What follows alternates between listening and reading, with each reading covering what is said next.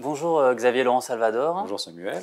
Merci d'être venu. Vous êtes professeur, maître de conférence en ancien français à l'Université Paris 13. Absolument. Et vous êtes aussi cofondateur de l'Observatoire du décolonialisme. Et vous publiez donc aux éditions du Cerf Petit manuel à l'usage des parents d'un enfant woke. Alors, en lisant ce titre, on peut penser avoir affaire à quelque chose d'un peu léger, et il y a effectivement des moments un peu légers sur la forme notamment, puisque vous donnez des conseils aux enfants qui pourraient poser telle ou telle question. Mais je dirais que ce que j'ai trouvé très intéressant et ce qui pour moi est le point crucial vraiment du livre, c'est tout ce que vous dites sur l'enseignement, sur l'école, sur la pénétration d'une certaine idéologie à travers un discours général qu'on ne peut pas vraiment quantifier, mais aussi à travers de nouvelles disciplines qui émergent à l'université.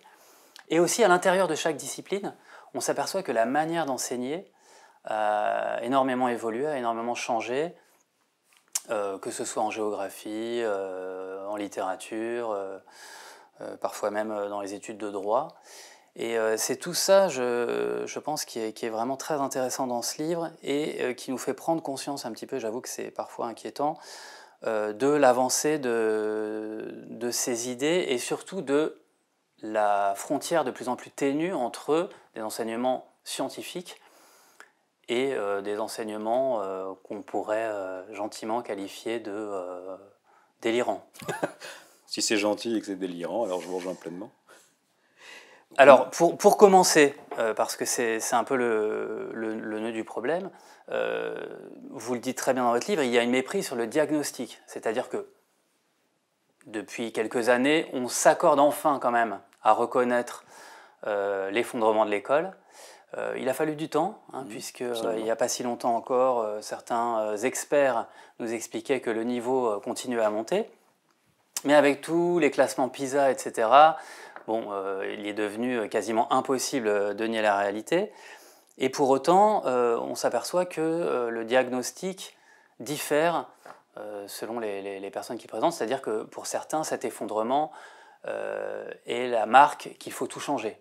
Alors que vous, ce que vous expliquez, c'est plutôt que c'est une conséquence des différentes réformes qui ont pu avoir lieu au sein de l'éducation nationale. Vous dites « Les authentiques sociologues s'attachent à montrer qu'une école incessamment réformée pour ressembler à la société hautement compétitrice qui est aujourd'hui de mise et en mimer le culte de la sélection minoritaire n'est pas la cause, mais le produit de cette dérive. » Absolument, on arrive finalement à un monde qu'on appelait dans le monde médiéval bestourné, un peu tourné à bête, où ce qui devrait au contraire être critiqué devient finalement mis en valeur, et où on finit par critiquer l'école pour ce qu'elle sait faire de mieux, comme par exemple éduquer et instruire en réalité.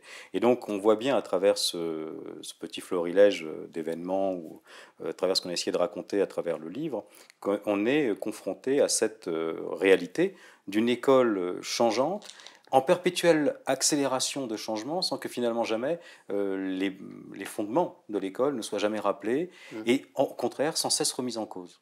Il y a dans les raisonnements de ceux qui aujourd'hui attaquent l'école, lieu des inégalités, de l'école, lieu de la réduplication des inégalités sociales, un discours qui consiste en réalité à dire que l'école est coloniale par essence, et que finalement éduquer, c'est coloniser les esprits. Ouais. Et que donc il faut déconstruire l'école, justement en raison du fait qu'elle a réussi à faire ce qu'elle sait faire de mieux, c'est-à-dire former des citoyens français. Ouais. Et ça, c'est un des enjeux effectivement de ce petit manuel. Vous en soulignez le ton léger, c'est vrai que j'ai voulu faire quelque chose d'un peu léger, mais l'idée c'est aussi peut-être de réarmer les parents face justement à des réalités qui leur semblent évidentes et qui leur échappent aujourd'hui complètement. Oui, les parents qui ne sont pas les derniers pour critiquer l'école, vous l'expliquez aussi, qu'il y a une forme de... Enfin, que la figure du maître, si je puis dire, parce que c'est un mot qui est vraiment passé de mode, est remise en cause, que ce soit par les parents, par des experts autoproclamés, mais aussi par les professeurs eux-mêmes, puisque, vous l'expliquez très bien, dans la formation des professeurs, il y a maintenant... par exemple, en éducation physique et sportive, vous expliquez qu'on offre désormais aux professeurs des écoles primaires une formation à l'intersectionnalité. Oui. Donc, au sein même des professeurs, il y a un cursus une formation avec déjà des savoirs qui n'en sont pas réellement et dont on peut se demander à quoi ils servent pour exercer le métier de professeur. Mais je n'ai pas la réponse et je ne pourrais pas donner du sens, moi, à ces choses que je ne comprends pas. Je me contente, avec les collègues de l'Observatoire, justement, de les répertorier et de dire, en tout cas, à la société qui participe à ce changement, écoutez, regardez aujourd'hui le changement tel qu'il s'opère. Lorsque nous avions montré à l'INSPE de Reims, par exemple, que se montait un cursus décolonial au sein même de l'INSPE, c'est-à-dire au sein même du lieu où se joue la formation des enseignants. Oui, vous pouvez rappeler juste que c'est l'INSPE. L'INSPE, c'est l'institut à l'intérieur duquel on forme les enseignants dans les 2 dernières années avant qu'ils ne passent le concours et qu'ils n'aillent enseigner. Ça ressemble à une université. C'était avant l'ESPE, avant l'IUFM, etc. Voilà, et ce sont ces institutions qui se sont en fait détachées de l'université, qui continuent à en mimer le fonctionnement, mais qui ne dépendent plus que d'elles-mêmes en réalité, et à l'intérieur desquelles on peut aujourd'hui construire des cursus au sein desquels des mots comme privilège blanc ou décolonialisme trouvent pleinement leur place. Oui. Et effectivement, aujourd'hui, on peut s'inquiéter de voir que ces idéologies qui se donnent comme des clés de lecture du monde, en réalité deviennent des fondamentaux, des prérequis pour rentrer dans l'analyse des discours, dans la formation, dans la compréhension de la littérature, de l'histoire ou du droit. C'est là où se joue en réalité l'enjeu de ce dévoiement de la formation des enseignants dont vous parlez. C'est qu'aujourd'hui, il n'y a pas quelque part quelque chose qui s'intitulerait enseignement pour la sociologie woke.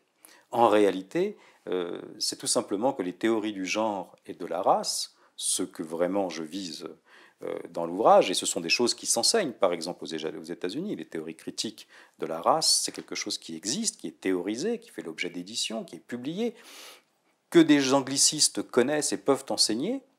Eh bien, ces enseignements aujourd'hui ne se donnent pas comme devant être enseignés, ce sont tout simplement des prérequis pour rentrer dans toutes les autres disciplines. Et c'est ça qu'il faut combattre en réalité. Alors justement, par rapport à cette scientificité, cette qualité de l'enseignement, vous expliquez, ne s'enseigne dans le cadre lycéen que les disciplines reconnues par l'institution universitaire. L'université dit ce qui est une science et ce qui n'est pas une science. Mais on s'aperçoit que ça va devenir de plus en plus difficile. Pour l'instant, il n'y a pas de CAPES, par exemple, en études décoloniales ou en études de genre. Donc, ça ne pénètre pas encore dans l'enseignement secondaire. Mais ce que vous expliquez bien dans votre ouvrage, c'est qu'il y a de nouvelles disciplines qui apparaissent à l'université et que donc il est possible qu'un jour ces nouvelles disciplines se retrouvent dans l'enseignement secondaire. Vous parlez d'une université qui accueille un master en éco-poétique et création. Vous parlez d'une autre université ou d'autres universités qui enseignent la zoopoétique, une littérature critique de la littérature occidentale blanche, hétérosexuelle et patriarcale.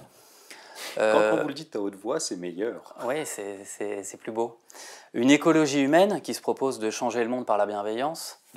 Et toutes ces nouvelles disciplines, l'un des autres problèmes aussi que vous évoquez fort bien, c'est que il n'y a personne pour les évaluer, ces nouvelles disciplines. Elles s'auto-évaluent elles-mêmes, et c'est d'autant plus difficile à contrôler maintenant qu'il y a de plus en plus d'ouvrages, que l'évaluation se juge de plus en plus sur la quantité d'articles que sur la qualité. Absolument. Et vous expliquez aussi très bien que l'un des autres problèmes, c'est qu'avant, on jugeait surtout les articles, et maintenant, pour contourner un petit peu ce problème, on sort directement des ouvrages, où là, il n'y a plus de contrôle scientifique qui s'effectue. Mais exactement. C'est un des enjeux aujourd'hui qui font que des universitaires comme nous, qui ne représentons qu'une petite voix, il faut bien être conscient, tentons, quand je dis nous, je pense à l'Observatoire du décolonialisme, mais aussi à tous les collègues, je pense à Pierre-André Taguieff, Nathalie Hennig, Pierre Vermeeren, Jean Slamovitch, etc., de faire entendre cette voix, parce que l'université s'auto-évalue, et c'est la liberté académique, et c'est la force de l'université que de ne pas dépendre du pouvoir politique. La contrepartie de cette liberté, évidemment, c'est d'admettre à un moment que nous puissions échanger sur les changements, que nous puissions contrôler et analyser l'apparition de ces nouvelles disciplines. Et ce que nous disons aujourd'hui, c'est que ces choses sont en train de se faire sans que finalement il n'y ait une régulation ou l'équivalent d'un conseil des facultés qui permettrait de dire si oui ou non ces choses-là doivent changer. Savez-vous, Samuel, pourquoi on n'enseigne pas la magie à l'université ? Je le sais parce que vous l'expliquez un petit peu. C'est ça. Mais je voudrais insister sur cette idée. Parce que à l'heure où on critique, par exemple, la médecine ou la physique comme étant des sciences blanches et occidentales à l'intérieur desquelles s'exprime la domination de l'Occident contre les savoirs autochtones, par exemple, c'est un vocabulaire qui nous vient du Canada. Oui. Et quand même Qui intéressant. remet en question l'université elle-même, puisque l'université, étymologiquement, c'est le savoir universel. Exactement, c'est le Ce que savoir vous expliquez universel. aussi très bien. Ah bah, absolument. Et on est confronté à cette idée, si vous voulez, que l'université, qui fait l'école en réalité, parce que les gens pensent souvent qu'on va à l'école, puis on se spécialise à l'université. Mais c'est l'inverse Oui. en réalité. C'est parce qu'il y a des savoirs dans l'université qu'il y a des disciplines dans l'école. D'où la possibilité qu'à terme, ces nouvelles disciplines se infusent retrouvent dans dans le secondaire. Exactement, parce que le poids du changement que vous décrivez et l'enjeu de ces modifications universitaires, c'est en réalité d'atteindre les institutions qui font la République, la laïcité, l'école et la République, la démocratie elle-même. La magie ne s'enseigne pas parce que l'université dit que la magie existe. Il n'est pas question de contester l'idée que la magie est une pratique. C'est une technique. On en connaît toutes les formes et toutes les représentations. J'ai moi-même écrit des ouvrages sur la magie. On connaît la magie des paysans de l'Aveyron au XIIe siècle, des paysans de la Beauce au XIVe. On connaît les pratiques magiques des Dogons. Et on a décrit à peu près tout ce qui peut être décrit sur les pratiques magiques dans les pays orientaux. Simplement, l'université dit c'est une technique, ça n'est pas une épistémée, ça n'est pas un savoir. Il n'y a pas de chaire de magie. Il y a des chaires d'anthropologie qui analysent les différentes nuances de la magie. Mais si demain, nous nous mettons d'accord dans l'université, et je dis bien nous parce que j'appartiens à cette université, si nous nous mettons d'accord pour dire qu'en réalité nous nous sommes trompés depuis 1000 ans, et que la magie n'est pas une techné, mais c'est bien une épistémée, et qu'il faut donc une chaire de magie, demain on enseignera la magie en tant qu'épistémée dans l'université, et après-demain nous aurons des professeurs qui passeront un CAPES de magie. Alors, il est peut-être temps de nous interroger tous ensemble sur non pas l'avenir uniquement de l'université, cet ouvrage n'est pas un plaidoyer pro-domo syndical pour la survie de l'université, c'est de dire, moi en tant que père, en tant que citoyen, en tant qu'universitaire aussi, est-ce qu'on est tous d'accord pour se dire que la société va dans ce sens-là? Ma proposition, c'est au moins que nous l'examinions. Si nous avons tort, à ce moment-là, eh bien que la société change. Mais faisons-le en connaissance de cause. Et c'est ça qui est intéressant justement dans votre ouvrage, c'est que vous ne rejetez pas d'un bloc toutes ces nouvelles disciplines, mais vous vous interrogez sur la possibilité que l'université fasse son travail, c'est-à-dire fasse une sorte de tri scientifique entre ce qui relève de l'enseignement et ce qui relève simplement de l'objet d'étude historique. Exactement. Et d'ailleurs, je vous cite parce que je trouve que ce passage est particulièrement éclairant par rapport à ce que vous venez de dire. Par rapport à la magie, vous expliquez de cette pratique superstitieuse comme d'autres, l'université a su extraire la quintessence pour la transformer en objet de savoir. Cette recherche a ainsi favorisé le développement raisonné de la médecine contre le drogage, mais aussi de l'astronomie contre l'astrologie, de la zoologie contre la tératologie, de la mathématique contre la numérologie. Absolument. Donc l'idée n'est pas de rejeter l'exploration d'autres enseignements, mais plutôt de faire le tri.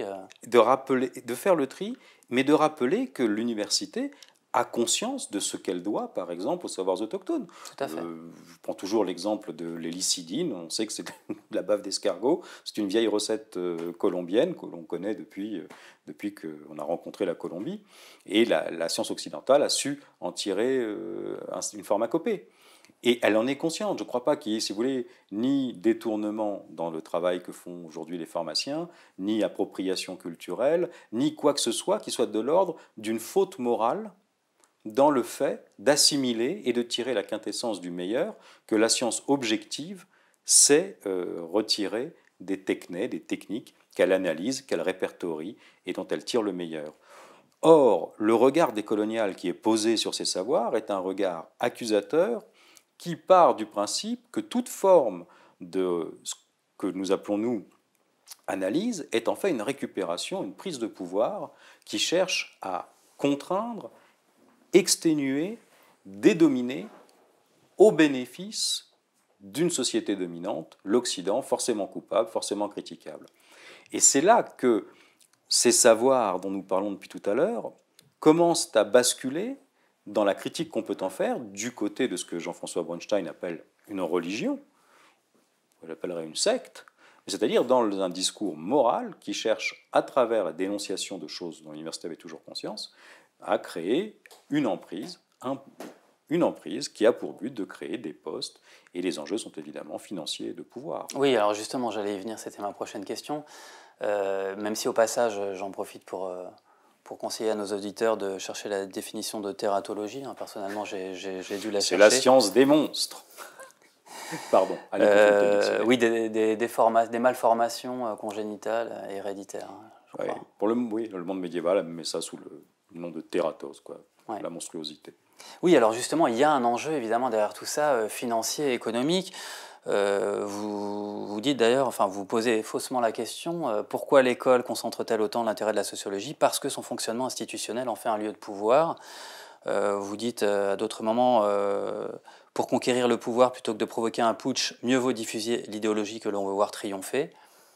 Est-ce que c'est si organisé que ça? Et je vous posais la question qui fâche, Monsieur Salvador, ne seriez-vous pas un dangereux complotiste? Je ne crois pas à l'idée d'un grand complot à l'œuvre pour déstabiliser l'école. Je crois qu'au contraire, si c'était organisé, je vous dirais précisément qui travaille à ça. Là, en réalité, c'est une somme d'intérêts mineurs qui convergent justement pour renverser l'institution. C'est ça qui est assez extraordinaire. Alors évidemment, l'école est un lieu de pouvoir. Pourquoi? Parce que derrière la formation des enseignants, vous avez la construction des chaires de l'université, vous avez les concours, le CAPES et l'agrégation, par exemple. Vous avez la formation des étudiants, de la licence 1 à la licence 3, et puis la formation M1, M2, les masters, pour la spécialisation des enseignants eux-mêmes. Vous vous rendez bien compte que derrière chaque parole, derrière chaque discipline, il y a un enjeu de formation, de salaire, de création de postes, de possibilité de diriger des étudiants en thèse, de pouvoir sortir de nouveaux ouvrages, d'accroître son pouvoir et sa présence dans les publications universitaires. Donc c'est évidemment un enjeu de pouvoir et d'argent et qui pèse très lourdement sur la formation à l'école.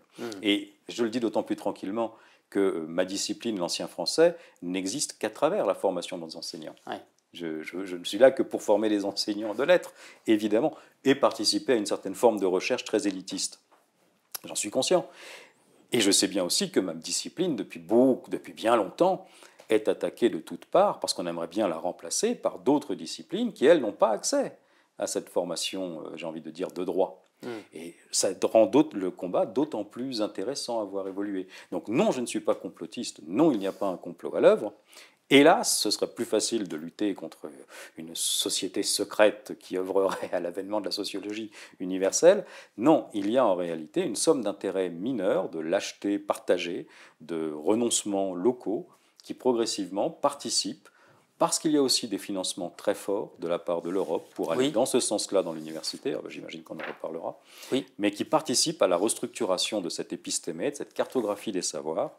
Et il est évident que au bout de tout ça, il y a quelque chose qui se passe au niveau de l'école. Oui, vous parlez d'ailleurs de ces parcours structurés à des fins idéologiques et pour lesquels il y a un financement souvent important. Il y a un financement important, vous savez, moi je prends souvent cet exemple-là, mais lorsque dans un laboratoire quelconque, dans une université, vous passez votre année à 1 500 € de budget, ce qui n'est pas une petite somme, j'en conviens, mais dont on se rend bien compte, par exemple, que si on est en médecine, on a besoin d'ordinateurs, vous épuisez quand même, vous êtes chercheur, vous avez 4 étudiants, vous n'avez pas de quoi équiper tous vos étudiants. Lorsque vous voyez des budgets aujourd'hui qui se financent au niveau de l'Europe, et j'y participe aussi, j'en ai dirigé et j'en ai, qui se chiffrent à 300, 350 000 € par an, il est évident que les enseignants, les chercheurs ont envie de se conformer à la nature des appels à projets qui leur sont proposés. Or, la rhétorique de l'incitation à la recherche aujourd'hui n'est pas anodine. Et les consortiums européens qui financent la recherche aujourd'hui participent tous à la formulation de projets dans lesquels on nous demande par exemple de réserver 15% de la somme globale à la promotion des études de genre. Voilà, donc il y a de gros financements et une incitation à la recherche. Comme vous me parliez d'un complot, non, il y a des incitations, des renoncements locaux qui sont en fait le résultat des intérêts des personnes, des promotions de carrière, qui aujourd'hui sont orientés par des institutions qui irriguent et financent ces projets. Et les pouvoirs publics là-dedans? Les pouvoirs publics, quelque part, les gens se représentent toujours la recherche comme si on était sous De Gaulle et Pompidou.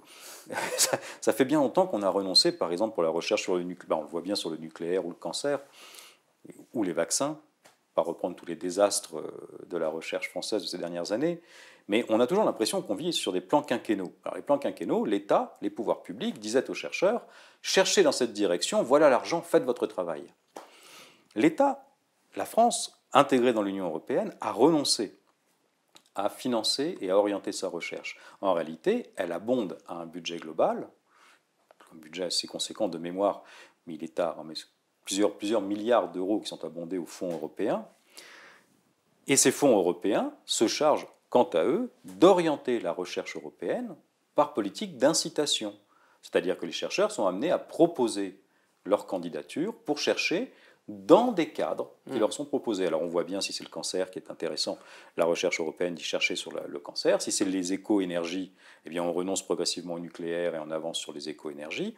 Si en littérature, ce sont les études de genre et de la race, eh bien on étudiera un peu moins Proust et un peu plus la queeritude des études proustiennes. Vous voyez ? Et c'est ce qui est en train de se passer en réalité. Je vois. Alors justement, par rapport à cette façon d'enseigner les disciplines. Vous donnez des exemples en littérature, en géographie, en médecine, en sciences, en droit. Qu'est-ce qui vous semble le plus révélateur de cette diffusion de l'idéologie woke ? Le plus révélateur, il est sans doute à chercher du côté des sciences dures, parce que les collègues se représentent, enfin les gens qui nous lisent, oui, ont souvent l'impression que ça ne les concerne pas, ils ne savent pas ce que c'est, quand ils ont des enfants, ils ne veulent pas en entendre parler. Et puis après, ils nous disent, ah non, c'est un problème en sociologie. Alors après, on leur dit, mais non, c'est un problème en sociologie, en histoire, en lettres, en linguistique. Ah oui, non, mais ça ne concerne que les sciences humaines. Alors, il est important de rappeler que, en fait, cette réécriture, ce révisionnisme, qui touche déjà l'histoire, qui me semble quand même là aussi un enjeu extrêmement important, mais j'ai envie de parler des sciences dures, parce que c'est dans les sciences dures ou dans le droit que les choses ont l'air d'accélérer. On parle de ce projet qui est un projet de sociologie de la physique, mais qui s'attaque à la physique au Canada, qui s'intéresse à Decolonizing Light, décoloniser la lumière, et qui a des hypostases en France. Lorsque vous voyez en droit la revue du syndicat de la magistrature qui appelle à tous les collègues à travailler à un colloque sur décoloniser le droit, ouais, mettant en valeur l'intersectionnalité, le privilège blanc, les théories du genre et de la race, et autres, pour venir contribuer à une réécriture finalement du droit, je pense qu'il y a là quelque chose qui quand même montre bien, et c'est peut-être la vraie chose, c'est qu'on n'est pas dans quelque chose de scientifique. Encore faudrait-il se mettre d'accord sur ce que l'on entend par scientifique, mais ok, moi je dirais clairement, je crois à une certaine forme de science fondée sur éthumos, sur la vérité, et je crois à la démarche d'objectivité. On peut dire non, l'objectivité d'une posture, c'est un construit, ce que disent beaucoup de sociologues. Bon, moi, je pense, au contraire, qu'il faut aller du côté de cette objectivité-là. Eh bien, on voit bien là que l'on quitte le domaine de la science pour entrer de plein pied dans le domaine du politique. Et donc, si l'on est dans le politique, que le débat soit politique, et qu'on ne vienne pas mêler la science au politique en essayant de légitimer des projets politiques par le biais d'une science qui serait une science politique. Il y a là quelque chose qui est profondément dangereux, qui est profondément révélateur du mal de ce siècle. Si vous voulez fonder légitimement les choix politiques sur la vérité scientifique, vous n'êtes pas loin d'entrer dans le dogmatisme. Surtout qu'il y a une contradiction, puisqu'il y a aussi tout un discours sur la primauté du ressenti, qui ne va pas de pair avec la démarche scientifique, logiquement. On assiste aujourd'hui à cette réorientation des travaux de recherche du côté du biographique. Avez-vous remarqué comme le ressenti est déjà étiqueté ? C'est-à-dire que le ressenti, ce sont des ressentis créateurs de communautés. Et c'est sans doute là que se joue quelque chose. Vous savez, j'en parlais tout récemment avec de jeunes étudiants qui me parlaient de l'ouvrage, et je leur parlais aujourd'hui de cette démarche, notamment dans les études de lettres ou dans les études dans la SHS, lettres, sciences humaines et sociales, où les doctorants revendiquent le fait de conscientiser les publics avec lesquels ils travaillent. Alors la conscientisation, ça portait un nom au IXe siècle, c'était l'évangélisation. On faisait prendre conscience aux barbares du fait qu'ils n'étaient pas chrétiens. Donc en réalité, c'est de la propagande assumée. C'est une démarche militante qui a été déjà décrite et formulée par des gens comme Saul Alinsky, par exemple, qui expliquent pourquoi la sociologie active, la démarche de conscientisation est une démarche importante pour conquérir des espaces administratif. Il faut des chercheurs qui théorisent et qui donnent des idées avec un air savant, et il faut de jeunes chercheurs sur le terrain qui conscientisent et qui travaillent à propager leurs idées. Alors on a vu ce que ça pouvait donner dans l'actualité quand, par exemple, une ministre visite une crèche dans laquelle tous les étudiants en sociologie sont dans cette démarche de conscientisation qui amène d'ailleurs au chahut et au charivari contre la ministre. En réalité, à travers des démarches comme celle-là, on voit que ce sont des démarches militantes qui sont créateurs de communautés. Parce que derrière la revendication de minorité, vous voyez toujours se dessiner l'agrégation de ressentis minoritaires formant communauté. Les réseaux sociaux participent à ça, les études participent à ça parce qu'elles légitiment ce sentiment et elles mettent des mots sur parfois le sentiment que peuvent avoir des gens vis-à-vis de leur propre expérience de vie. En accentuant et en accélérant ce sentiment d'une définition de soi-même par une identité communautaire, ce qu'on appelle nous une idéologie identitaire, on assiste progressivement à l'effacement de la personne et à l'émergence d'un discours collectif fantasmé qui est celui de la communauté. Et c'est là où on voit que le projet est politique en réalité. Le vote en démocratie est un vote basé déjà sur l'idée que votre vote, le mien et celui de tous ceux qui nous écoutent sont égaux. Mon vote ne vaut pas plus que celui de mon voisin. Et c'est pas parce que je suis, je sais pas, 8e dan en judo ou que j'ai un doctorat que mon vote est plus intelligent ou plus éclairé que celui de mon voisin. Parce qu'au niveau individuel, la démocratie est fondée sur l'idée, en tout cas la République française est basée sur l'idée d'une représentation nationale. C'est la loi qui est faite par ceux qui nous représentent. Dans le monde anglo-saxon, les choses sont un peu différentes. C'est une common law. Eux ont l'idée de la communauté qui délègue un émissaire auprès d'une institution qui tranche ensuite sur les intérêts de la communauté.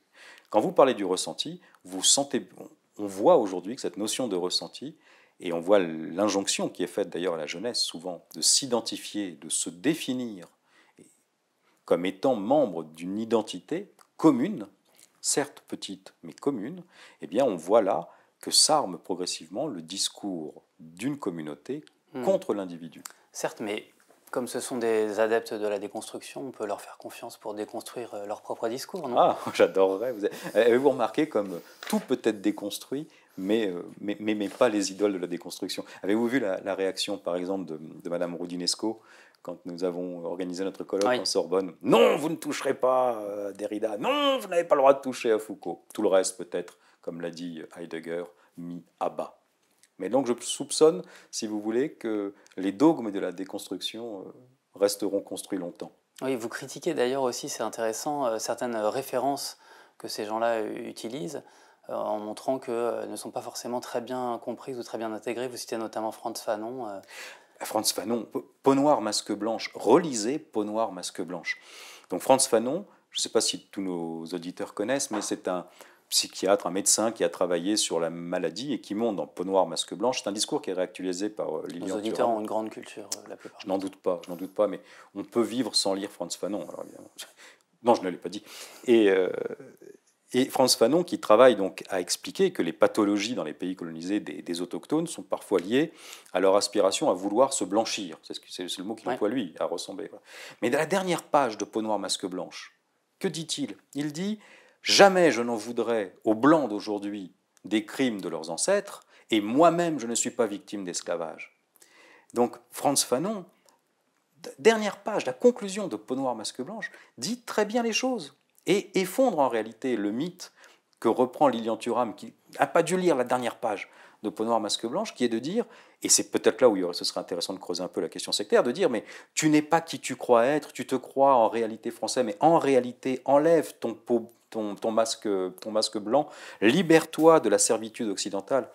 Oui, c'est une démarche individuelle qu'il prône plutôt que une démarche de reconnaissance par la société. Exactement, et c'est même une démarche thérapeutique. Et, puis, et quand il voudra l'étendre, d'ailleurs, ça l'amènera à prendre parti pour le FLN. Enfin, voilà. Et je pense que là-dessus et sur les références parfois qui sont prises, nous on nous oppose effectivement. Quand on est en débat avec ces gens-là, souvent ils nous disent à nous que nous ne lisons pas leurs références, mais en fait, j'ai parfois le sentiment que nous les lisons, mais Il faudrait que nous continuions à discuter pour Oui. nous assurer que nous lisons les mêmes On mots. ne lit pas forcément la même chose. On ne lit pas forcément la même chose. Pour terminer, est-ce qu'il reste quand même des motifs d'espoir, puisqu'on a évoqué tout à l'heure le fait qu'à terme, il pourrait très bien y avoir des CAPES dans de nouvelles disciplines, des disciplines qu'on voit émerger à l'université.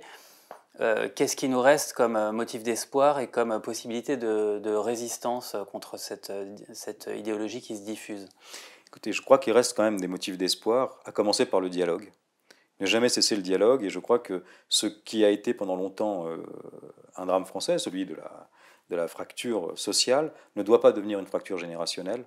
Et je pense qu'on peut espérer, dans la jeunesse évidemment, avoir foi en l'homme et dans le dialogue que les parents noueront avec leurs enfants dans les prochaines années, afin que justement ces valeurs que nous portons et qui sont les institutions républicaines, la laïcité, l'école, la République, continuent de perdurer telles que nous les aimons aujourd'hui.